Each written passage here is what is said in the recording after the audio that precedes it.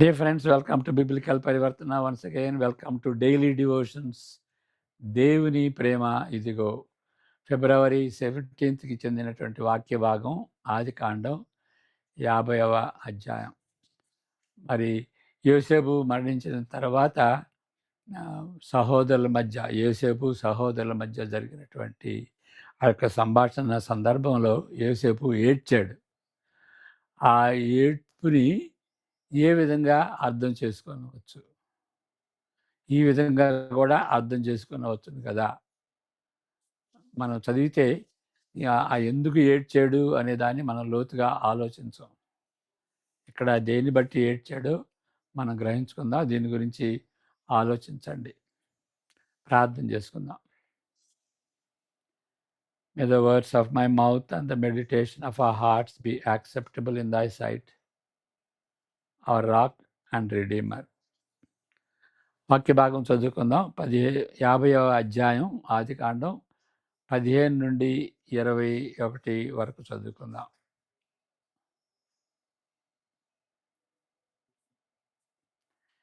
యోసేపు సహోదరులు తమ తండ్రి మృతి పొందుట చూచి, ఒకవేళ యోసేపు మన యందు పగపట్టి మన మతానికి చేసిన కీడంతటి చొప్పున మనకు నిశ్చయముగా కీడు జరిగించుననుకొని యోసేపునకు ఇలాగూ వర్తమానం పంపిరి. నీ తండ్రి తాను చావక మునుపు ఆజ్ఞాపించినదేమనగా, మీరు యోసేపుతో నీ సహోదరులు నీకు కీడు చేసిరి కనుక దయచేసి వారి అపరాధమును వారి పాపమును క్షమించుమని అతనితో చెప్పుడనెను. కాబట్టి దయచేసి నీ తండ్రి దేవుని దాసుల అపరాధమును క్షమించుమనిది. వారు యోసేపుతో ఇలాగూ మాట్లాడుచుండగా అతడు ఏడ్చెను. మరియు అతని సహోదరులు పోయి అతని ఎదుట సాగిలపడి, ఇదిగో మేము నీకు దాసులమని చెప్పగా, యోసేపు, భయపడకుడి, నేను దేవుని స్థానమందున్నానా? మీరు నాకు కీడు చేయని ఉద్దేశించుతారు కానీ నేటి దినమున జరుగుతున్నట్లు, అనగా బహు ప్రజలను బ్రతికించున్నట్లుగా అది మేలుకే దేవుడు ఉద్దేశించాను. కాబట్టి భయపడకుడి, నేను మిమ్మును మీ పిల్లలను పోషించదనని చెప్పి వారిని ఆదరించి వారితో ప్రీతిగా మాట్లాడాను. అంతవరకు చాలు. ఆదికాండం చివరి అధ్యాయంలోనున్న ఒక భాగం విషాదకరంగాను మరలా మహిమయుక్తంగాను ఉంటుంది. ఈ భాగం మనం చదివినటువంటి భాగం. యాకోబు మరణించిన తరువాత ఈ కుటుంబంలో అంతకు ముందున్న విషాదం, లోపం మరలా బయటపడింది. ప్రఖ్యాతిగాంచిన తోబుట్టువు యోసేపు వారి ఎడల పగ తీర్చుకొనకుండా ఇంతకాలము తమాయించుకొని వృద్ధుడైన వారి తండ్రి మరణం వరకు దిగమింగుకున్నాడేమోనని యోసేపు సహోదరులు భయపడ్డారు.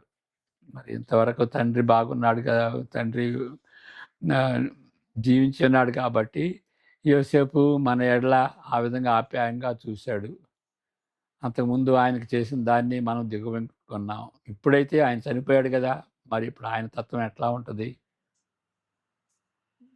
వారు ఈ విధంగా ఎందుకు ఆలోచించాల్సి వచ్చింది? ఇంకా వారి మనస్సాక్షిని, వారిని గద్దిస్తున్న అపరాధము చేసిన భావాలతో కృంగిపోయిందా? వాళ్ళు చేసినటువంటి అపరాధంతో వారి యొక్క మనస్సాక్షి కృంగిపోయిందా?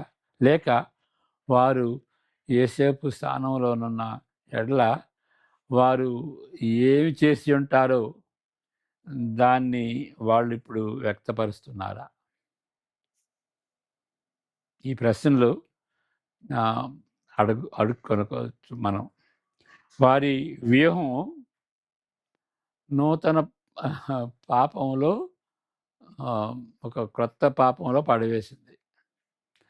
వారి తండ్రి చెప్పని దాన్ని చెప్పినట్లుగా వాళ్ళు అబద్ధం ఆడారు. యాకోబు చెప్పిన మాటలుగా యోసేపు గుర్తించిన ఎడల కనీసం యోసేపు కనీసం వారు ఆయన హృదయం కరుగుతుందని ఆశించారు. ఈ వెలుగులో వారు అవమానకరమైన స్థితిలో లొంగిపోయినట్లుగా మనం అర్థం చేసుకున్న వాళ్ళనే కానీ, అంటే ఆ ఉద్దేశంతో వాళ్ళు లొంగిపోయారు. అంతేగాని గౌరవంతో వాళ్ళు లొంగిపోయి, ఇదిగో మేము నీకు దాసులమని అర్థం చేసుకున్న వాళ్ళనే కానీ, నమ్మకత్వమును బట్టి చూపిన గౌరవం అని చెప్పలేము. ఈ మార్గము లేక పన్నిన వ్యూహం అని తలంచవచ్చు. ఇది కొంచెం వ్యూహం పన్నారు. ఇప్పుడు మన పరిస్థితి ఎట్లా ఉంటుందో, ఆయన ఏ విధంగా మనల్ని ట్రీట్ చేస్తాడో అనేటువంటి అనుమానంతో వీళ్ళు ఆ విధంగా వాళ్ళ తండ్రి చెప్పని దాన్ని చెప్పాడు. అబద్ధం ఆడారు వాళ్ళు, మమ్మల్ని క్షమించండి అని. దీనికి విరుద్ధంగా యోసేపు ఏడ్చెను. తుచ్చమైన అబద్ధములను బట్టి యోసేపు ఎడల ఎంత ప్రేమ కలిగి ఉండిరో, లేక సంవత్సరాల క్రితం అది అది వాళ్ళ ప్రేమ, వాళ్ళు చూపించినటువంటి ప్రేమను చూపిస్తుందా? మనం మామూలుగా ఆ విధంగా కూడా తలంచవచ్చు, లేక వేరే విధంగా కూడా తలంచవచ్చు. 1717 సంవత్సరాల క్రితం వారు సంధించబడినప్పటికీ ఆయనను ఎంతగా నమ్మిరో యోసేపుకు అర్థమైంది. యోసేపు చెప్పిన మాటల్లో కాపరికి ఉండవలసినటువంటి మృదుత్వం, మిక్కిలి మృదుత్వం ఆయన చెప్పినటువంటి మాటల్లో కనిపిస్తుంది. అంతేకాదు, మిమ్మును మీ పిల్లలను పోషించదను అని ఆయన వాగ్దానం ఇస్తుంటున్నాడు.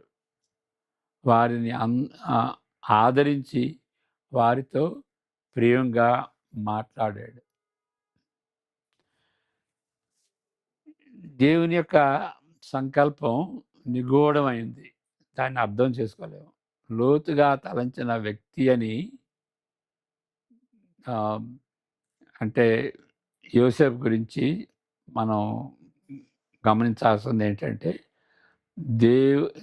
నిగూఢమైనటువంటి దైవ సంకల్పం లోతుగా తలంచాడు. ఇక్కడ ఇది దేవుని ఏర్పాటు, దేవుని ప్రణాళిక. ఆయన అధికారం చొప్పున, సార్వభౌమత్వం చొప్పున నన్ను తీసుకొచ్చాడు అక్కడికి, ఈ ఐగుప్తుకి అని అతను తలంచాడు. దేవుని సార్వభౌమత్వము, మానవ కర్తవ్యం గూర్చి సుదీర్ఘంగా ఆలోచించిన వ్యక్తి అని ఆయన చెప్పినటువంటి మాటల్లో వ్యక్తమవుతున్నది. ఇక్కడ రెండున్నాయి: నిగూఢమైనటువంటి దేవుని సంకల్పం, దేవుని యొక్క సార్వభౌమత్వం ఒకటి. రెండవది మానవ కర్తవ్యం. ఈ రెండు కలిసినటువంటిది, దాన్ని కంపాటిబిలిజం అని అంటారు. దేవుని God sovereignty and human responsibility, దాన్ని సుదీర్ఘంగా ఆలోచించాడు. ఈ రెండింటిని. భయపడకుడి అని అభయం ఇచ్చాడు. భయపడకుడి, నేను దేవుని స్థానమందున్నానా?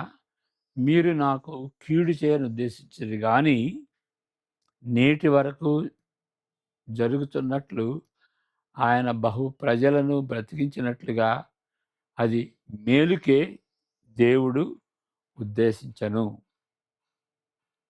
అని ఆ యొక్క ఆప్యాయమైనటువంటి మాటలు చెప్తున్నాడు. ఆ మాటల్లో ఈ రెండు కనిపిస్తుంది: ఆయన యొక్క మానవ కర్తవ్యం, దేవుని సార్వభౌమత్వం.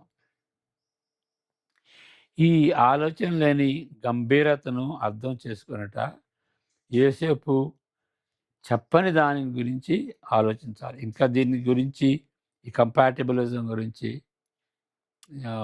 ఈ ఆలోచన గురించి, ఆయన ఆలోచించినటువంటి తీరును గురించి ఇంకా లోతుగా అర్థం చేసుకోవాలి అనుకుంటే, యోసేపు ఏమి చెప్పలేదు,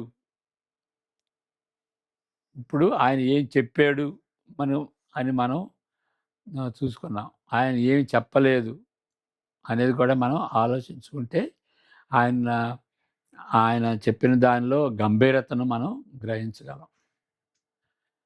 ఆ క్షణము దేవుడు ఆదమరిచినప్పుడు,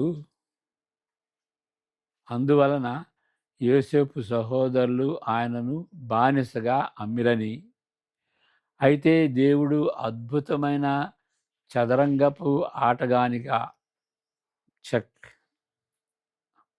చదరంగపు ఆటగానిగా ఆ ఆటను మళ్ళించి, ముందేమో దేవుడు ఆదమరిచి ఉన్నాడు. తర్వాత ఆ యొక్క చదరంగపు ఆటను మార్చేసేసాడు. తగిన సమయంలో ఐగుప్తు ప్రధానమంత్రిగా, ముందేమో ఆయన ఆదమరిచి ఉన్నాడు కాబట్టి ఆయన బానిసగా అమ్మారు. తర్వాత ఆయన దేవుడు తన ఆటను మార్చేశాడు కాబట్టి ఐగుప్తు ప్రధానిగా, మంత్రిగా ఆయనను తయారు చేశానని యోసేపు చెప్పలేదు. అంతేకాదు ఇంకేం చెప్పలేదు అనంటే, ఐగుప్తుకు యోసేపును తీర్చిదిద్దిన చక్కటి రథము ద్వారా ఐగుప్తుకు తీసుకొని వెళ్ళే ఉద్దేశము దేవుడు కలిగి ఉన్నప్పుడు, ఆయన సహోదరులు దేవుని ప్రణాళికను పాడు చేసిరని,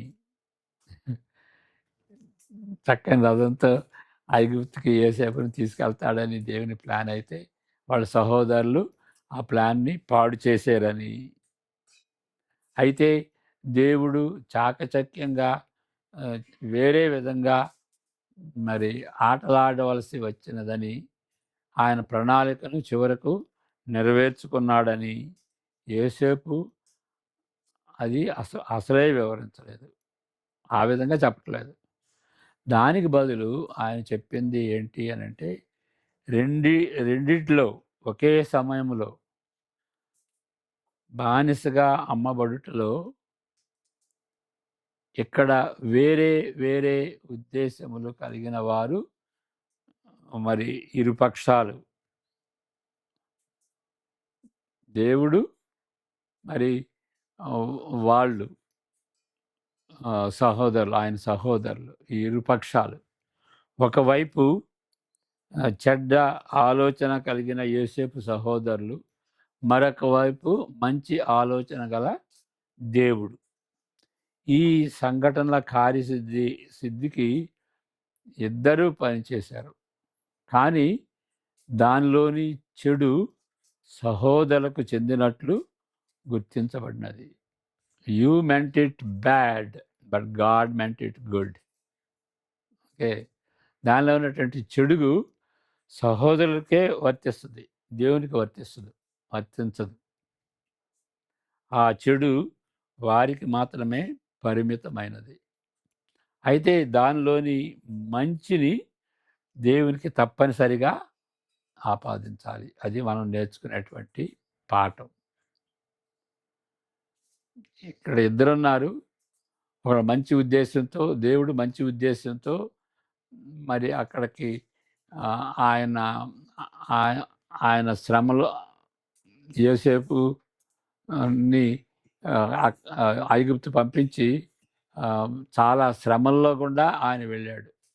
కానీ ఆయన ఉద్దేశం ఏంటి అంటే, ఈ ఈ విధంగా వాళ్ళకి మేలు కలగటానికి, వాళ్ళని కాపాడటానికి, ఆ దేశాన్ని అంతటిని, అందరినీ కాపాడటానికి చేసినటువంటి ఆ యొక్క ప్రణాళిక. అయితే సహోదరులు మాత్రం చెడు చేశారు, అది గుర్తించాలి. చెడు చేశారు కాబట్టి వాళ్ళు బాధ్యులు.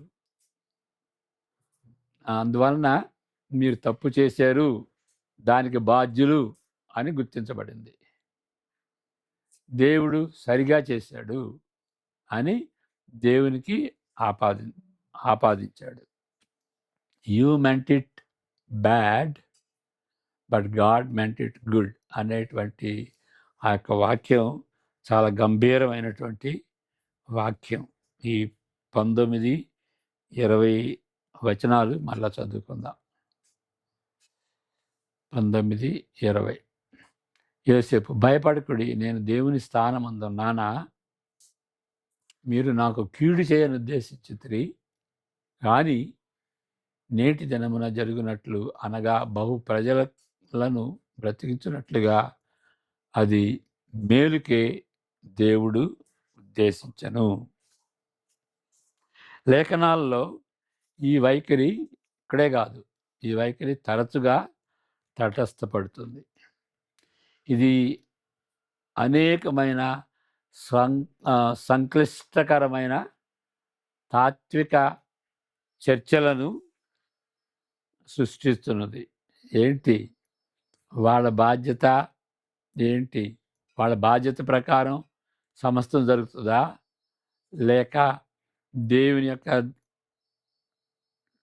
యొక్క సావరిటీని బట్టి సమస్తం జరుగుతుందా అనేటువంటి దాన్ని బట్టి చాలా కాంప్లెక్స్గా ప్రజలు ఆలోచించారు. ఫిలాసఫికల్ చర్చలు కూడా జరిగినాయి. కానీ దీని ప్రాథమిక భావన సులభంగా ఉంటుంది. అంటే అంతగా అర్థం కాకపోయినప్పటికీ దేవుడు సార్వభౌముడని సులువుగా అర్థం చేసుకోవచ్చు. ఎల్లప్పుడూ మంచివాడని అర్థం చేసుకోవచ్చు. మనమైతే నైతికంగా బాధ్యులమి అని, తరచుగా చెడ్డవారం అని మనం అర్థం చేసుకునటం అది సులభంగానే ఉంటుంది. దేవుడు సార్వభౌముడు, ఎల్లప్పుడూ మంచివాడు. మనమైతే నైతికంగా బాధ్యులమి, తరచుగా చెడ్డవారం. అది బైబిల్లో ఉన్నటువంటి ఆ యొక్క గూఢమైనటువంటి సత్యం. ఇక ఏ గ్రంథంలో దీన్ని మనం చూడం. ఒకే సంఘటనలో ఈ రెండింటినీ చూడగలం. దేవుని యొక్క సార్వభౌమత్వం, మానవుని యొక్క బాధ్యత. దేవుడు ఎల్లప్పుడూ మంచివాడు, మనం తరచుగా చెడ్డవారు అనేటువంటి విషయం మనం గ్రహించాలి ఒకే సందర్భంలో. అది గుర్తుపెట్టుకుంటే మనం బైబిల్ని బాగా అర్థం చేసుకోగలం. మరి దీని గురించినటువంటి గాడ్ సావరెంటీ, మ్యాన్స్ రెస్పాన్సిబిలిటీ అనేది కార్సన్ గారు ఆయన రీసెర్చ్ చేశారు. ఆయన పిహెచ్డి డిసర్టేషన్ అదే. దాని గురించినటువంటి పుస్తకం కూడా ఉన్నది. ఆ విధంగా మనం మన క్రైస్తవ జీవితంలో దాన్ని గుర్తుపెట్టుకుంటే అప్పుడు అది కర్మ అని అనం. మనం చేయాల్సినటువంటి ప్రయత్నం చేస్తాం, కానీ ఆ ప్రయత్నంలో కొన్నిసార్లు చెడ్డగా ఉంటుంది. మన ప్రయత్నాలు లిమిటెడ్గా ఉంటుంది, పరిమితంగా ఉంటుంది. కాబట్టి దాన్ని బట్టి ఏం చేయాలంటే, దేవుని సార్వభౌమత్వంలో ఇది జరిగింది, ఇక్కడ నేను చేయగలిగింది ఏమి లేదు అని కలవరపడకుండా దేవుణ్ణి నమ్మి మరి మన హృదయంలో ప్రశాంతత, నెమ్మది కలిగి ఉండవచ్చు. అది ఎప్పుడు జరుగుతుంది అని అంటే, ఈ రెండింటినీ అర్థం చేసుకుంటేనే. మన బాధ్యత, దేవుని యొక్క సార్వభౌమత్వం. ఆ విధంగా బైబిల్ చదువుకుందాం. మరి చివరిగా ప్రార్థన చేసుకుందాం. యెహోవా నిన్ను ఆశీర్వదించి కాపాడును గాక. తన సన్నిధి కాంతిని నీపై ప్రకాశింపచేసి నిన్ను కరుణించును గాక. ఆయన తన సన్నిధి కాంతిని నీపై ఉదయింపజేసి నీకు సమాధానము కలుగజేయును గాక. ఆమేన్. God bless you.